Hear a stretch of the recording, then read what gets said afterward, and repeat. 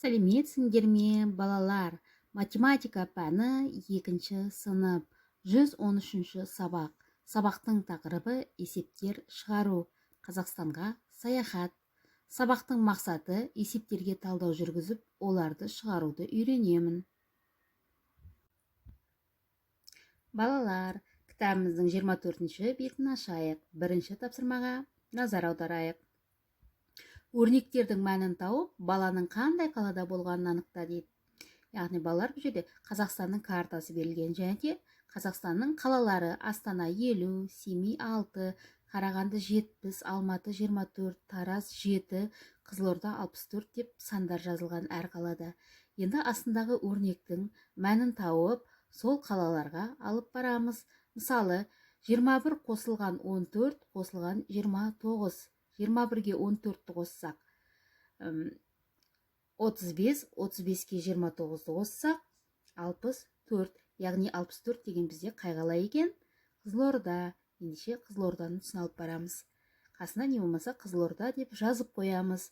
3 көбейтілген 9, азайту 18 бөлінген 6. 3-ке 9-ды көбейтетін болсақ, балалар қаншаға тең? Дұрыс айтасыңдар, 27-ге тең.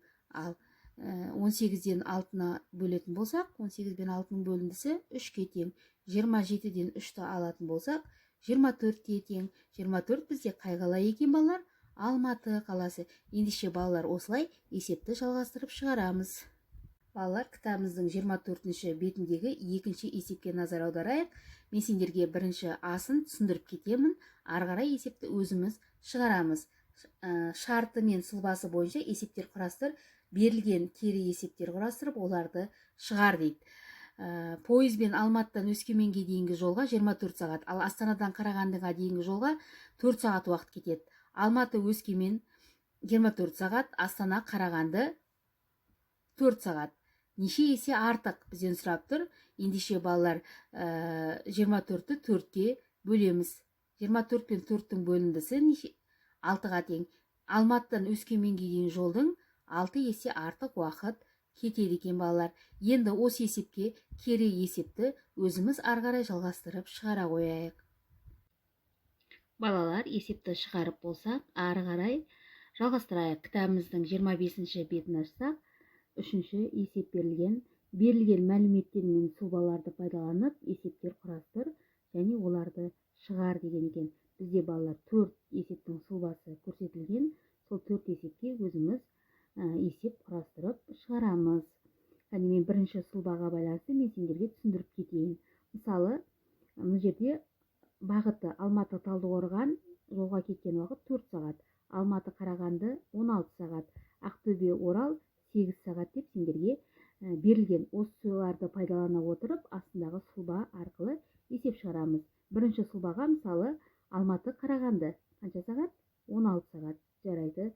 Екінші мысалы Ақтөбе Орал 8 сағат. Яғни белгісіз 8 сағат кем деп алсақ болады. 16 мен 8-ді азайтсақ қанша сағат болады? 8 сағат. Шешуі 16 азайту 8 тең 8 сағат. Жауабына Ақтөбеден Оралға дейінгі жолға 8 сағат кетті деп жазамыз. Сол сияқты ары қарай есептерді өзіміз осы сұлбаларды пайдалана отырып шығарып көрейік, кәне балалар. Балалар, есептерді шығарып болсақ, 25-ші беттегі 4-ші есепке назар аударайық. Яғни бұл жерде бізде өрнек берілген. 2 мен 9-дың көбейтіндісін қосамыз 45 пен 9-дың бөліндісіне. Бірінші қай амал орындалады, балалар? Дұрыс айтасыңдар, көбейту амалы орындалады. 2-ке 9-ды көбейтсек бізде 18. 45-ті 9-ға бөлсек 5.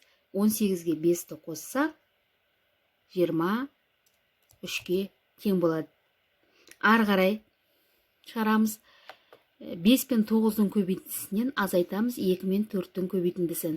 5 пен 9-ды көбейтетін болсақ 45. 2-ке 4-ті көбейтсек 8. 45-тен 8-ді азайтсақ 37. Осылай есептерді ары қарай өзіміз шығара береміз, балалар. Кітабымыздағы 5-ші тапсырма баған түрінде шығарып, дұрыстығын тексер дейді. 59 бен 14-тің қосындысы, 70 пен 16-ның айырмасы, 90 мен 25-тің айырмасы, 19 мен 58-дің қосындысы, 36 мен 49-дің қосындысы, 39 мен 18-дің қосындысы. Балалар, орнымызда отырып, баған түрінде шығарып, дұрыстығын тексере қояйық. Қосу амалын азайту амалымен тексереміз, азайту амалын қосу амалымен тексереміз. Балалар, сөйлемді толықтырыңдар. Мен бүгін білдім.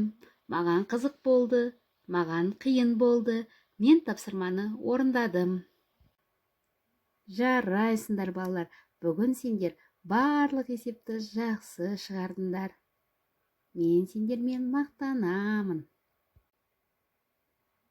Үйге тапсырма номері 5-ші есеп 21-ші бет.